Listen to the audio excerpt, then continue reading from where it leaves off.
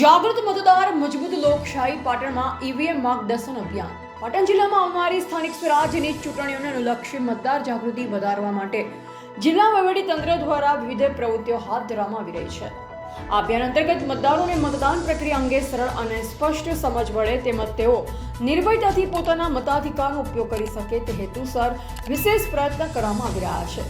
જે ભાગરૂપે પાટણ નગરપાલિકા ખાતે ઇલેક્ટ્રોનિક વોટિંગ મશીન દ્વારા મોક મતદાન પ્રેક્ટિસની વ્યવસ્થા કરવામાં આવી છે. સ્થળ પર નિયુક્ત કરવામાં આવેલા કર્મચારીઓ દ્વારા મતદારોને ઈવીએમનો ઉપયોગ કેવી રીતે કરવો તેની વિગતવાર માહિતી આપવામાં આવી તેમજ જીવંત ડેમોન્સ્ટ્રેશન દ્વારા માર્ગદર્શન પૂરું પાડવામાં આવી રહ્યું છે. આ પહેલનો મુખ્ય ઉદ્દેશ મતદાનના દિવસે મતદારોને કોઈ પણ પ્રકારની મુશ્કેલી ન પડે અને તેઓ વિશ્વાસપૂર્વક તથા યોગ્ય રીતે મતદાન કરી શકે તે સુનિશ્ચિત કરવાનો છે. નોંધનીય છે કે આ પ્રયોગને મતદારો તરફથી સકારાત્મક પ્રતિસાદ મળી રહ્યો છે.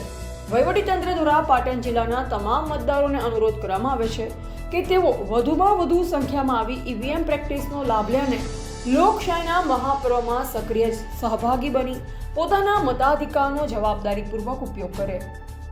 Reporter Raju Joshi, MD news, Patan.